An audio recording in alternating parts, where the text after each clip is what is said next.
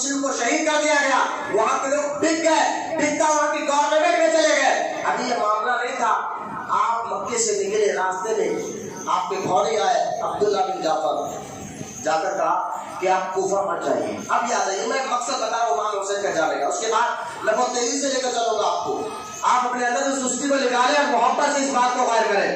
اب میں مقصد بتا رہا ہوں، آپ ابھی تک یہ سنتے آئے نا کہ خط لکھا تھا کوفہ والے اس لیے گئے، اصل مقصد دیکھیں حسین پاک کی نظر کیا تھی، اور خود حسین پاک کی زبان سے بات بتا رہا ہوں۔ یہ بات کہاں لکھی ہوئی ہے؟ شام کربلا کتاب کا نام مولانا شفیع اقاڑوی رحمۃ اللہ تعالیٰ علیہ کی یہ کتاب آپ ضرور پڑھیں، اس میں آپ نے امام حسین کے اس قول کو نقل فرمایا ہے، تو آپ نے اپنے بھولے سے جانے کا مقصد بیان فرمایا۔ اب امام آقا حسین، اچھا بات تو کہتے ہیں کہ امام حسین رضی اللہ تعالیٰ عنہ کو جو ہے عزت پانا تھا، اس لیے گئے۔ میں نے کہا کتنی بے خوبی کی بات کہتے ہو، کیا مدینے سے کم عزت ہے امام حسین جو ممبر پہ کرتے ہو کہ حضور کی، میں کہتا ہوں اس سے بڑی عزت کیا ہوگی کہ حضور کی پشت پر رہ کر زندہ، اس سے بڑی عزت نبی کی پشت پر حسین سوار ہوا کرتا، محبت سے بالا، اس سے بڑھ کر اور کیا عزت ہو سکتی ہے حسین پاک کی؟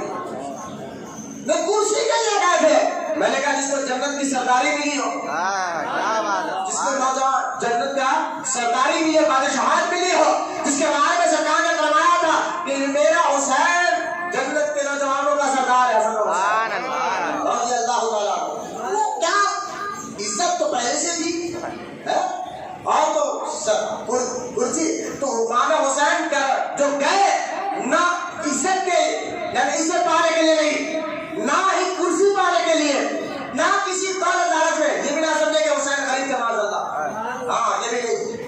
امام آقا حسین کربلا جان تک بھی بہت زیادہ امیر تھے الحمدللہ، دولت کی امبار اپنے پاس رکھی ہوئی تھی، یہ نہ سمجھے کہ دولت کے لیے، نہ دولت کے لیے گئے، نہ عزت پہلے سے تھی، نہ گئے کس لیے، میری خالی ناز کہتے دین است حسین، دین پناہ است حسین، حسین گئے دین کو پناہ دینے کے لیے، کیونکہ دین خطرے میں تھا، نہ جاتے تو لوگ کہتے حسین خاموش ہے، ہم کیا کریں، لوگ کہہ سکتے ہیں، لہذا گئے دین کے لیے، اور اسی مقصد کو خود امام حسین نے بیان فرمایا۔ جب عبداللہ بن جعفر نے آ کر کہا، یہ سنیں حدیث، عبداللہ بن جعفر نے کہا کہ آپ کوفہ مت جائیے، وہاں کے لوگ بے وفا ہے، بدل جاتے ہیں، بات کو بدل پلٹ دیتے ہیں، آپ کے بھائی کو بھیجا آپ نے، بتائیں ان کے ساتھ معاملہ کیا ہوا ہے، لہذا آپ مت جائیے۔ تو امام حسین کہتے ہیں مجھے جانا ضروری ہے، تو اب جب ضد کرنے لگے تو عبداللہ بن جعفر نے کہا کہ آپ جانے کی ضد کیوں کر رہے ہیں؟ تو امام حسین نے تب بات ہوئی، سبحان اللہ، کہا سنو اے عبداللہ بن جعفر، سنو میرے جانے کا مقصد کیا ہے؟ تو کہا بتائیے کیا مقصد ہے؟ تو امام حسین کہتے ہیں میں نے اپنے کانوں سے اللہ کے رسول کو یہ فرماتے ہوئے سنا، کیا؟ تو اللہ کے رسول علیہ السلام نے خود فرمایا تھا اگر ظالم بادشاہ کسی جگہ مسلط ہو جائے، مسلمان ہو لیکن ظالم ہو، بادشاہ مسلمان ہو لیکن ظالم ہو، جن چیزوں کو اللہ اس کے رسول نے حرام کیا ہے اس نے حلال کر رہا ہو، تو ایسے بادشاہ کو روکنا چاہیے، سبحان اللہ، غلط کام کرنے کا کرنا چاہیے، روکنا چاہیے۔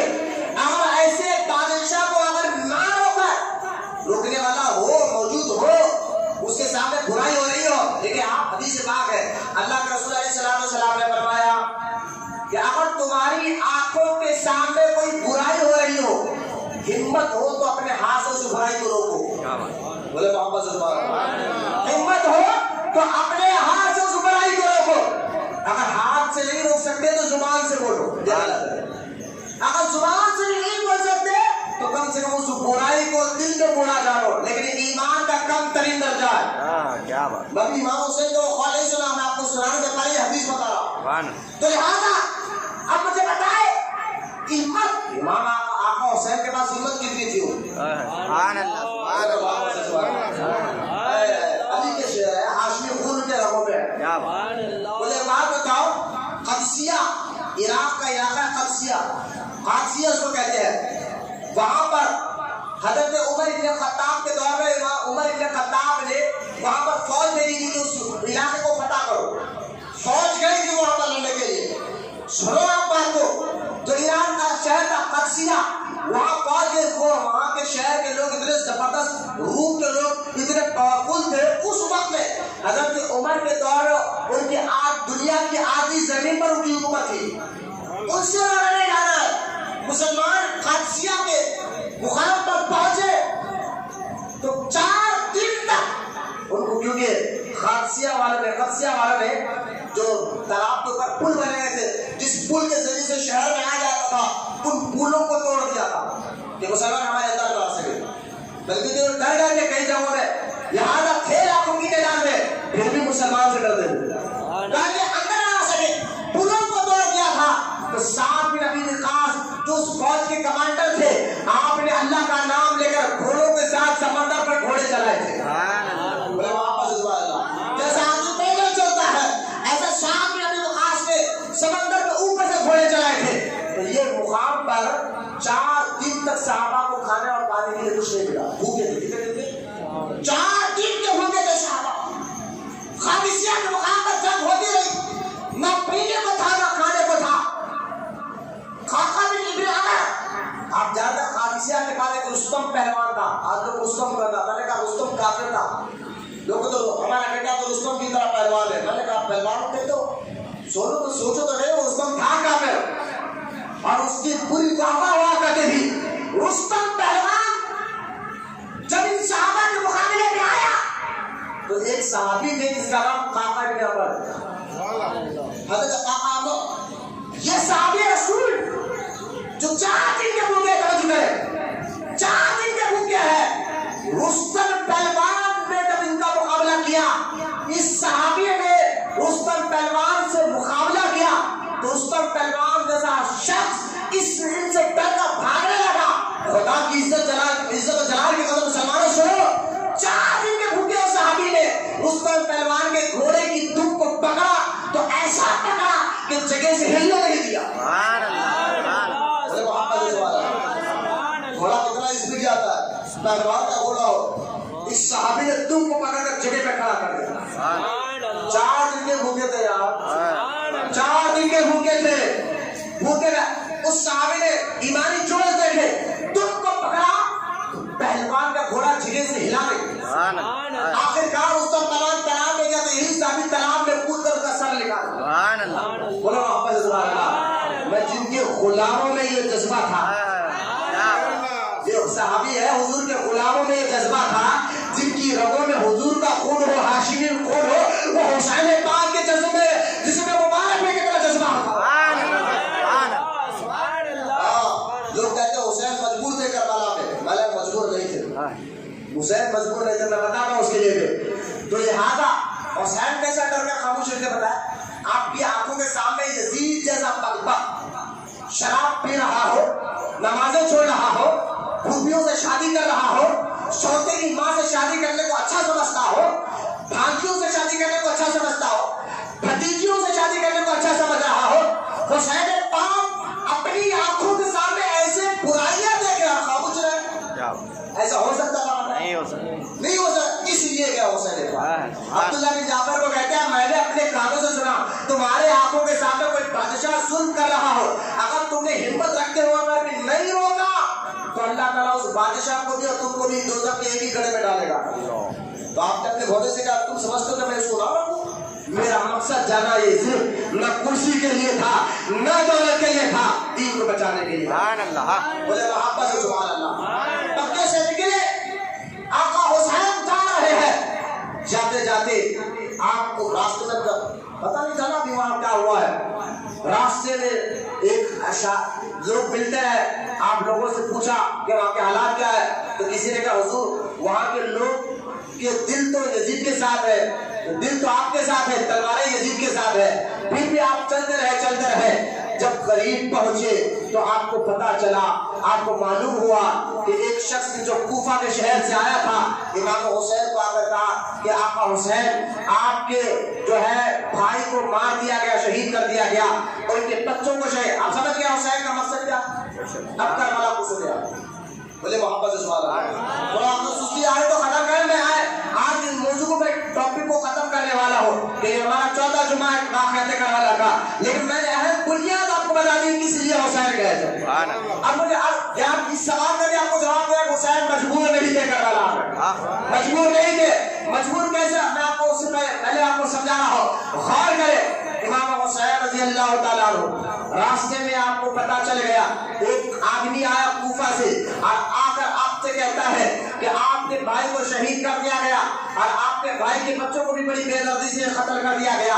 کوفہ کی گورنمنٹ نے وہاں کے لوگوں کو خرید لیا، جو لوگوں نے آپ کو بلوایا تھا وہی لوگ آپ سے لڑنے کے لیے تیار ہیں، لہذا آقا حسین آپ وہاں مت جائیے، کوفہ مت جائیے۔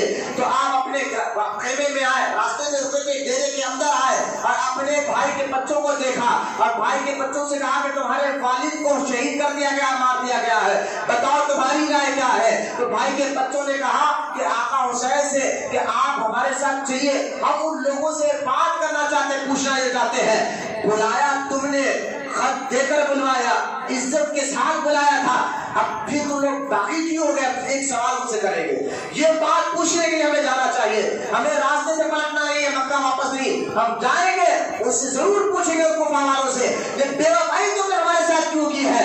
امام حسین آگے بڑھے، آخر میں حور بن زیاد، حور بن یزید بن زیاد حور اس کا نام تھا، بعد میں یہ کیسے میں بتا حضرت حور ہے۔ حضرت حور جو ہے گورنمنٹ نے ان کو 1000 فوج کو دے کر یہ بھیجا تھا، جہاں بھی امام حسین دیکھے ان کو روکو اور وہاں گرفتار کر کے ہمارے پاس لاؤ۔ اب کسی نے گرفتار کرنے کو بھی تو پتا نہیں تھا، یہ فوج ہے نا، تو بارڈر میں ٹھہرتے ہیں، آدمی دیکھے فوج بارڈر میں رہتے ہیں، بارڈر میں ٹھہرنے والے کمانڈو تھے، تو ان کو حکم آیا کہ امام حسین کو گرفتار کیا جائے۔ حضرت حور جو ہے راستے میں حسین پاک کو مل گئے، مل کر کہا کہ آپ کو ہم آگے جانے نہیں دیں گے۔ امام حسین نے کہا کیوں؟